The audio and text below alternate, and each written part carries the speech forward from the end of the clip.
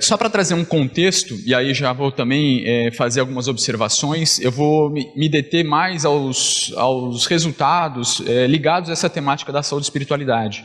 É claro que teria muito mais para a gente falar hoje, mas eu vou focar muito mais no nosso objetivo aqui hoje, que é falar sobre a importância da espiritualidade na adesão ao tratamento antirretroviral. Então, no Brasil, a gente teve aí, considerando entre 80 e 2011, mais de 608 mil casos de AIDS.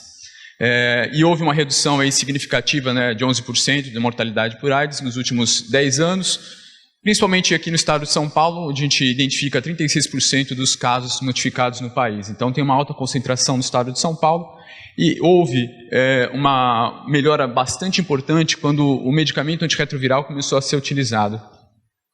De 1996 era a 8ª causa de morte, né, e passou a ser a 16ª em 2008. Justamente por essa introdução das terapias antirretrovirais de alta potência. Então a gente observa que, fato, né, o paciente que possui o HIV, se ele está usando o tratamento antirretroviral de forma adequada, tem uma sobrevida bem diferente. A adesão ao tratamento antirretroviral, então, primeiro que não existe um consenso sobre o nível de adesão proposto. Existe muita controvérsia na literatura. Porém, considera-se de uma forma mais abrangente que acima de 80% é aceitável. E o ideal seria acima de 95%.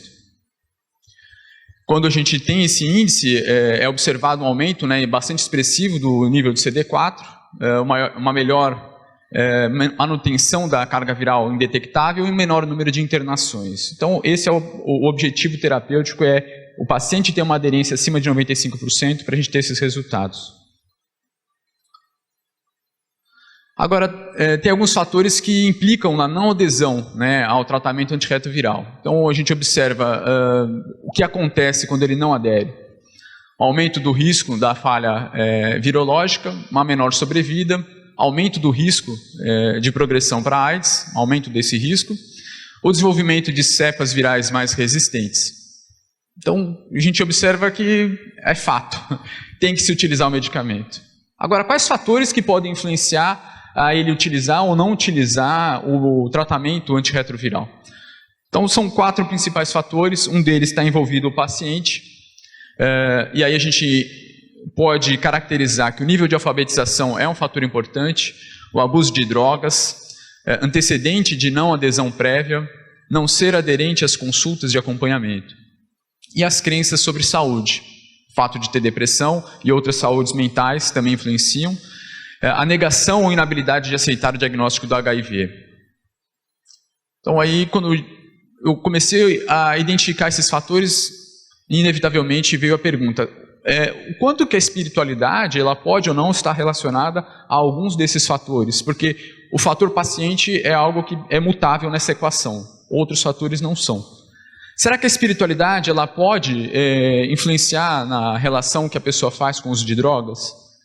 Isso já é bastante evidente na literatura, que pode ser sim um fator protetor a isso. Será que pode influenciar nas crenças que a pessoa tem sobre saúde? Mais uma interrogação que a gente vai ver ao longo dessa apresentação, que isso está diretamente ligado também à interpretação que a pessoa tem, ou à crença que ela tem sobre a própria saúde ou o processo de adoecimento. É bem também descrito que a espiritualidade ela pode atuar como um fator protetor para algumas doenças mentais, entre elas a depressão.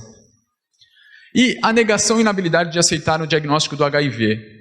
Quando a gente relaciona o fator de coping, o enfrentamento religioso, o quanto será que isso pode ou não também influenciar na adesão ao tratamento antirretroviral? Então essas eram algumas perguntas que eu me fiz. A terapia medicamentosa, esse já é um fator que a gente não consegue atuar tão diretamente, né? Ela tem sim efeitos colaterais, uma complexidade de tratamento, são inúmeros comprimidos que a pessoa toma por dia, o número não é de pílulas diárias. O terceiro fator é o ambiente, que também temos uma menor atuação sobre ele, porém, alguns fatores a gente ainda consegue influenciar. Condições financeiras e de transporte, às vezes o paciente não tem condição de ir até o local para retirar o medicamento, isso é uma realidade no nosso país. Então, a gente consegue oferecer um medicamento gratuito, mas ele não consegue chegar até lá para poder pegá-lo. Crenças de pessoas que são significantes ao paciente. Opa, aí a gente já começa a pensar o quanto que as pessoas que estão no entorno, que também fazem parte do ambiente desse paciente, podem influenciá-lo. O estigma social, e esse também é um fator em que a gente entende o ambiente no qual essa pessoa está inserida, o quanto que esse ambiente acolhe esse paciente ou promove um afastamento desse paciente nesse processo de adoecimento. A vergonha, e aí, novamente, temos que considerar o quanto que as crenças pessoais podem influenciar na interpretação daquele fato que está acontecendo com a pessoa naquele momento, no enfrentamento. Novamente, outras perguntinhas ou reflexões sobre o papel da espiritualidade nesse processo. E o quarto fator de não adesão ao tratamento antirretroviral está ligado ao prestador de serviço de saúde. Algumas habilidades que esse profissional ou que a estrutura que está oferecendo o tratamento envolvem nesse paciente. A comunicação, na relação profissional de saúde e paciente, a habilidade do paciente em fazer perguntas, e aí já entra mais na parte cognitiva ou até mesmo de vinculação que ela estabelece com o profissional de saúde, a acessibilidade e complexidade da unidade de saúde, e novamente algumas reflexões. A Alessandra e o Jean e o Marcelo colocaram sobre o papel da espiritualidade do profissional de saúde, seja no processo de formação, seja na carreira profissional. O quanto que essas habilidades adquiridas ou a própria crença pessoal, a espiritualidade que ele possui, pode ou não influenciar na vinculação, como já foi descrito aqui, a gente sabe que você abordar a espiritualidade junto ao paciente, isso traz uma vinculação na relação profissional de saúde e paciente. Fatores, então, que contribuem à adesão do tratamento antirretroviral. O que é descrito na literatura? A aceitação do diagnóstico. Então, como a gente falou até agora, será que as minhas crenças pessoais podem ser um fator facilitador nessa aceitação do meu diagnóstico? O pensamento sobre as consequências de não tomar o medicamento, a melhoria dos regimes terapêuticos, o suporte social familiar e o otimismo. Então, esses são os principais fatores que contribuem à adesão do tratamento antirretroviral. Novamente, a gente começa a trazer aquelas reflexões que eu trouxe no início sobre o quanto que esses fatores estão atuando diretamente com o paciente, e foi esse o motivo que me levou a fazer a pesquisa. Existem algumas evidências demonstrando isso. Vamos ver na realidade o quanto que isso a gente vai encontrar isso ou não, né? E em qual força esses fatores estão influenciando. Como a Alessandra bem colocou aqui hoje, houve um crescimento bastante importante na pesquisa sobre espiritualidade no Brasil. Inicialmente, como toda a linha nova de pesquisa, são as pesquisas mais básicas e é extremamente fundamental isso para que a gente possa se sustentar em alguns argumentos e propor outros tipos de pesquisas. E aí a gente começa a trazer outros questionamentos e essa verificação no dia a dia para ver se isso ocorre ou não e com qual população que isso acontece. Então, para falar sobre espiritualidade, qual o papel que será que a espiritualidade tem com o paciente? O que vocês acham? Vai ajudar o paciente? Não vai ajudar o paciente? Cenas do próximo capítulo. Quem acha que vai ajudar o paciente, levanta a mão, por favor. Isso. Quem acha que vai prejudicar o paciente, levanta a mão, por favor. Será? Vamos ver o que acontece. Então, a espiritualidade, num primeiro momento, o nosso impulso é achar que realmente ela vai contribuir, e é fato, né? Tem um caráter extremamente positivo no fator de enfrentamento, podendo se associar a uma evolução mais lenta da doença. E isso é bem descrito na literatura.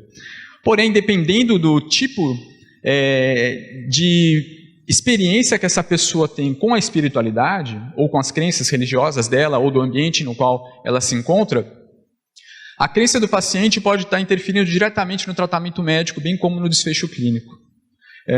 Teve uma parte quantitativa desse trabalho, mas teve uma outra parte qualitativa. E nessa parte qualitativa, onde a gente perguntava abertamente aos pacientes sobre a espiritualidade dele, era muito comum os relatos sobre o quanto que, e daqui a pouco a gente vai ver esse fator, a migração de uma religião para outra religião, ou para uma vivência de uma espiritualidade sem necessariamente uma religião. Porque quando a pessoa teve um diagnóstico do HIV, no lugar que ela frequentava, ela sofreu um grande preconceito, um afastamento. Então, outras pessoas descreviam, né, o que é essa doença para você? E era uma pergunta aberta, alguns colocavam, eu percebo que, para mim, essa doença é como se eu estivesse pagando por tudo aquilo que eu fiz no passado, por uma vida desregrada que eu tive com o sexo. Para outras pessoas, eles descreviam que, olha, para mim, é uma oportunidade que Deus está me dando para eu fazer diferente a partir de agora. Eu acho que são bem essas duas visões que a gente acaba tendo sobre o quanto que a espiritualidade ou as crenças pessoais daquela pessoa está influenciando diretamente na forma como ela vê a doença. E a gente sabe que a forma como a pessoa vê aquela doença, tanto os mecanismos psicobiológicos, né, a inter-relação mente-cérebro, que a gente sabe que acaba atuando nesse nosso organismo que é bio, psico, sócio, tudo mais que a gente quiser colocar, espiritual, atuando diretamente.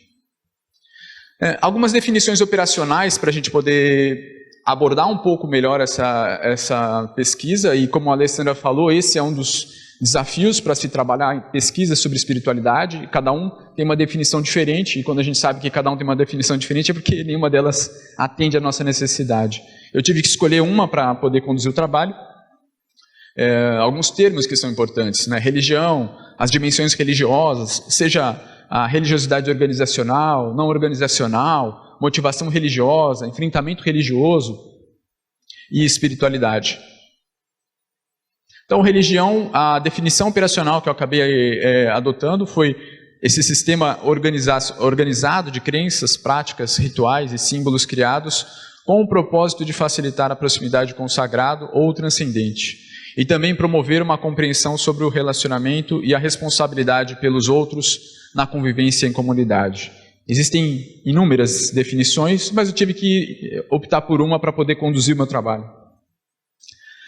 A dimensão da religiosidade organizacional, também existem várias definições, mas é a que eu adotei, envolve então atividades religiosas públicas, como ir ao templo religioso ou participar de atividades religiosas em grupo de estudo ou oração. Então ela tem uma estrutura na qual a pessoa se encaixa ou ela frequenta para poder vivenciar a religiosidade dela. Diferente da não organizacional, que refere-se então às atividades religiosas privadas. Leitura de textos religiosos, realizar uma prece, assistir a algum programa religioso na televisão. Eu não preciso ter uma estrutura na qual eu vou até lá ou frequentá-la para poder praticar a minha religiosidade. É importante distinguir essas religiosidades ou essas dimensões da espiritualidade para a gente poder entender qual fator dentro de espiritualidade realmente está atuando com o paciente. Porque espiritualidade é um conceito bastante amplo, como a gente viu na própria definição. Agora, todo mundo pode ter espiritualidade, se a gente for colocar numa escala bastante elevada. Mas qual daquelas dimensões é a que realmente está se relacionando a esse desfecho que a gente está observando? Então, como a Alessandra e o Jean colocaram, é importante a gente passar agora para um outro nível de pesquisas, onde a gente tem que detalhar quais são os fatores que realmente estão atuando naquilo que a gente está avaliando com o paciente. Ainda sobre as definições, a dimensão motivação religiosa. Então ela indica como que a pessoa está comprometida com a sua religião. O Marcelo colocou aqui dentro daquela proposição, né, da escala dele, né, o quanto que aquela minha religiosidade está atuando ou influenciando as minhas tomadas de decisões no dia a dia. A religiosidade intrínseca, quando as crenças religiosas norteiam, então as percepções e as ações, eu vivo a minha religião e aquilo influencia as minhas tomadas de decisão. E a religiosidade extrínseca, quando o indivíduo ele está interessado na religião apenas com a intenção de atingir algum outro objetivo que não é necessariamente o religioso. Então eu vou lá porque existe alguma questão de status social, pertencer àquele agrupamento, ou eu faço vários relacionamentos com pessoas e isso é agradável para mim. Então eu tenho outros motivos que me fazem vivenciar minha religiosidade que não é necessariamente ela influenciar nas minhas tomadas de decisões diárias.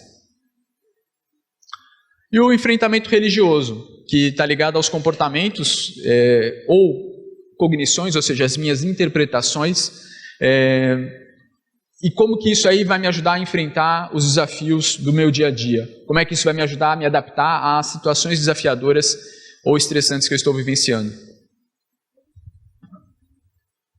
Espiritualidade, então, uma das definições é a busca pessoal por respostas às questões fundamentais sobre a vida, propósito e relacionamento com o sagrado ou transcendente, que isso é muito importante, pode ou não ser proveniente ou conduzir ao desenvolvimento de rituais religiosos e formação de uma comunidade. Então eu posso vivenciar minha espiritualidade e não ter uma religião propriamente dita. Eu acho que esse é um conceito mais didático para a gente atuar aqui. Então o objetivo foi avaliar o impacto da espiritualidade, considerando essas dimensões todas que eu apresentei para vocês, num centro de treinamento e é um centro de referência em tratamento em HIV lá em São Paulo. E uma correlação com a carga viral e o CD4, os aspectos imunológicos e comportamentais. Então foi feito pela Unifesp e passou também pelo Comitê de Ética do próprio CRT, no período de 2009 e 2011. Então naquela época também a gente não tinha muito acesso a outras escalas que hoje já estão validadas para a gente poder utilizar. Daí algumas limitações do trabalho. Então foram 119 pessoas que estavam em uso de tratamento antirretroviral e que aceitaram participar da pesquisa. Dessas, houve a retirada de 18 participantes por nível baixo de escolaridade, déficit cognitivo e o preenchimento incompleto dos questionários. E então ficamos com uma amostra de 101 pacientes. Os instrumentos utilizados, então, novamente aqui, como eu disse, naquela época a gente não tinha acesso a tantas escalas validadas como a gente tem hoje. Para as dimensões de religiosidade organizacional e não organizacional, em enfrentamento, foram mensuradas pela escala de frequência de práticas religiosas privadas e sociais, e ela foi modificada pela adição de 3 questões que abordaram o coping religioso e a visão sobre morte. A dimensão motivação religiosa foi avaliada pela escala de religiosidade intrínseca e extrínseca. Não vou me deter aqui a todos os detalhes, mas predominantemente foi uma população masculina, né, de cor de pele branca, estado civil solteiro, e vou chamar a atenção aqui, a escolaridade foi uma alta escolaridade, segundo grau completo, pessoas que estavam trabalhando em período integral, e vou chamar a atenção para a religiosidade ou para a religião descrita, né, pelas pessoas. Então, católico tinham 33 pessoas, como era 101, né, então aproximadamente aí 32%, 22 pacientes eram evangélicos. Então, grave para mim aí, por favor, esse número aí. Então, aproximadamente aí 55% que a gente comentou agora. Na análise descritiva, 80% dos entrevistados acreditavam em vida após a morte. Peraí. Então, a gente tem católicos, evangélicos, espíritas, religiões afro-brasileiras, orientais e outras. 80% acreditavam em vida após a morte. Destes, 66% acreditavam em reencarnação. Mesmo tendo se identificado com uma filiação religiosa que não tem essa crença, né? A gente viu que tem evangélicos e católicos. E isso já é uma descrição dessa forte presença do ecumenismo religioso que tem no nosso país. Então a pessoa ela é católica, mas ela curte um culto para louvar o Senhor e tomar um passe porque, né, afastar os espíritos aí. Essa é a nossa realidade no Brasil. O Brasil ele é um país onde a religiosidade, a espiritualidade, ela tem uma forte presença. Não dá para a gente negar esse fator quando a gente considera a nossa população e os nossos pacientes. E a maior identificação dos pacientes vivendo com HIV e AIDS com um conceito de espiritualidade do que religiosidade. Como eu disse anteriormente, a descrição de muitos deles, no sentido de migrar de uma religião para outra após o diagnóstico da doença, e o relato desse afastamento que muitos deles tiveram, dentro daquele núcleo que eles faziam parte da religião deles, e isso fez com que eles migrassem para alguma outra que os acolhessem melhor, após o diagnóstico. A espiritualidade. 60% dos pacientes relatam um aumento da espiritualidade nos últimos 10 anos. O motivo, né, a motivação, eles colocaram como desenvolvimento pessoal, 30%, e devido à doença, 27%. Então, um incremento da religiosidade devido a um diagnóstico ou como desenvolvimento pessoal. Existe, é claro, aqui um viés, porque existe um aumento natural com a idade, né, da espiritualidade. o intuito de se conectar com o transcendente ou de ter uma compreensão maior sobre os questionamentos existenciais ligado ao adoecimento, isso também é bastante descrito. Obter maior autoaceitação, também tem essa descrição na literatura, e associado a uma menor frequência a comportamentos de risco. A dimensão enfrentamento religioso, foi observado 64% dos entrevistados considerando que as suas crenças religiosas os ajudam a lidar com a doença ou com os problemas. Então é uma massa bastante considerável quando a gente pensa o fator que a espiritualidade pode ter na tomada de decisão clínica, enquanto profissional, mas também do lado do paciente. Um dos autores, Ehrman, ele teve 45% dos pacientes afirmando que as crenças religiosas poderiam influenciar as decisões médicas caso eles estivessem gravemente doentes. Então, indo aí alinhado à literatura, a gente observou esse mesmo fator. A dimensão enfrentamento religioso, foi notado também que 36% dos pacientes acham que o seu médico deve levar em consideração a sua religião ou crença espiritual durante o tratamento. Mas também, como já foi descrito pela Alessandra e pelo Jean, somente 16% teve essa necessidade atendida. Então existe um hiato entre as necessidades espirituais do paciente e a atuação do profissional de saúde. Será que realmente o foco está no paciente? Ou o foco está em alguma outra coisa que não necessariamente as necessidades do paciente?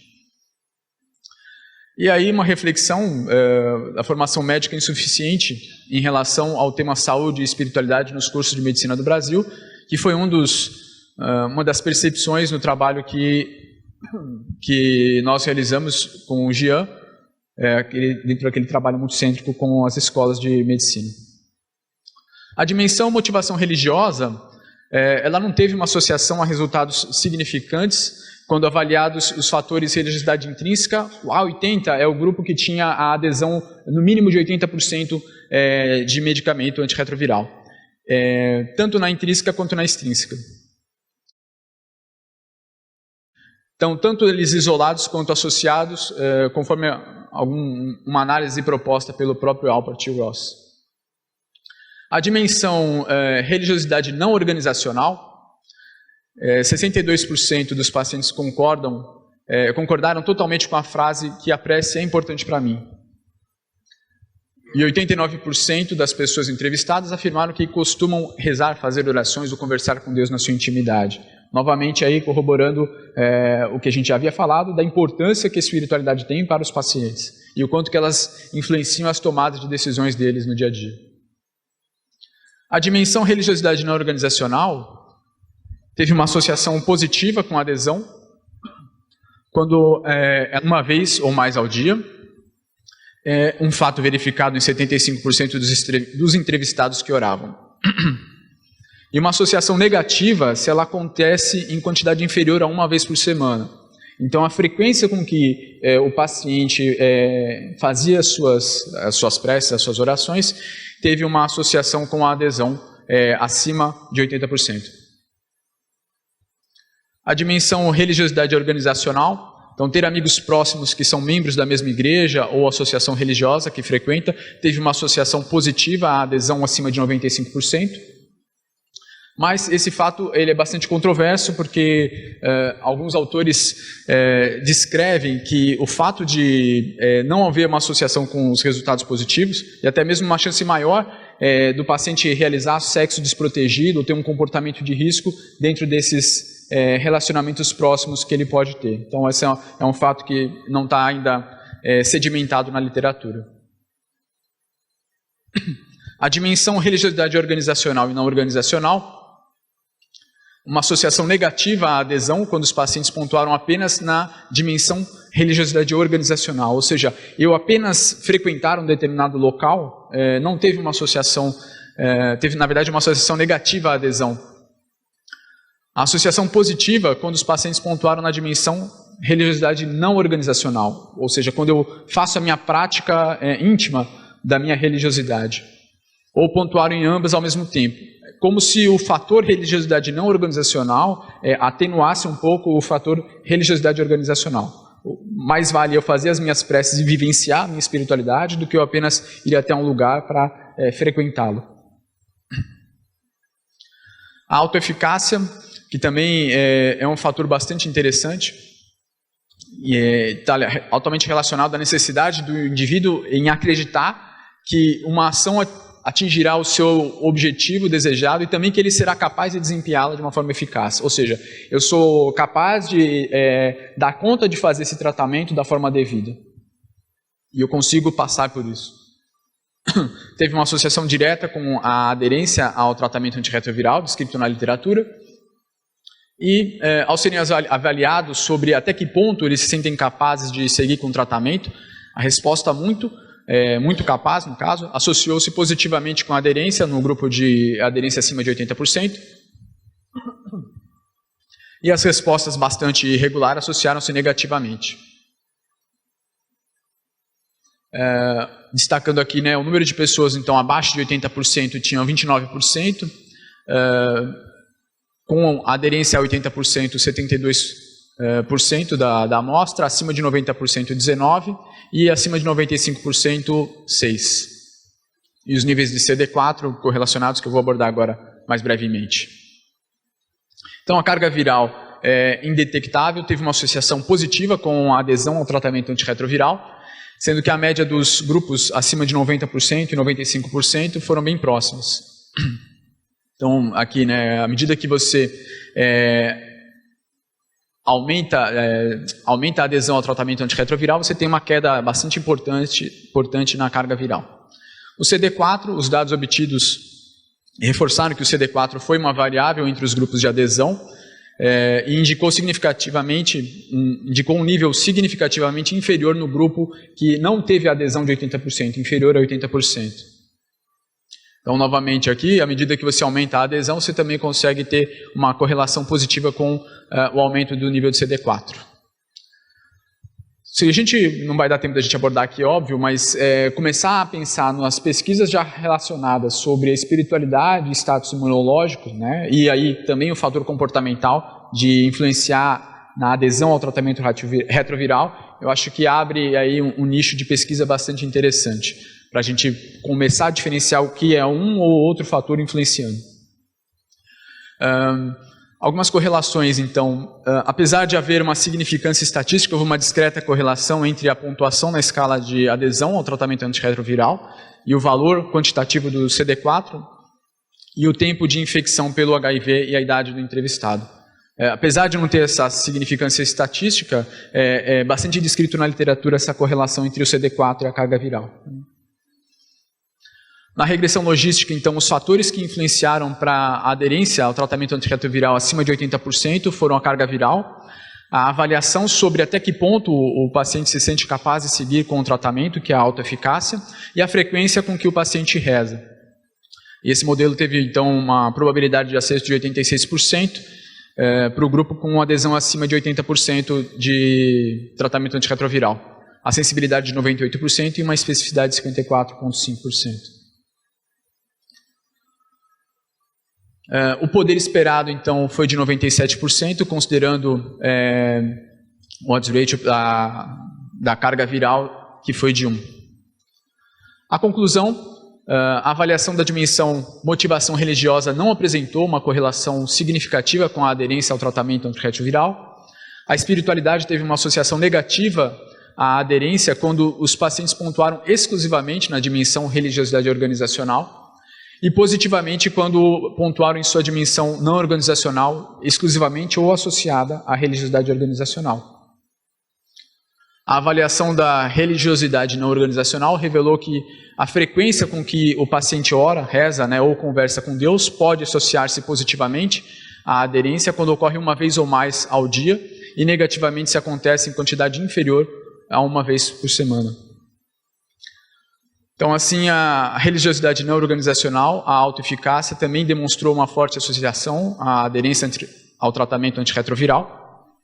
E o estudo evidenciou uma forte presença do ecumenismo religioso, identificação dos pacientes portadores de HIV/AIDS, com o conceito de espiritualidade, né, que é importante recurso para o enfrentamento, podendo contribuir positivamente ou negativamente, de acordo com a forma como ele vivencia a religiosidade ou a espiritualidade dele, de acordo com essas crenças pessoais.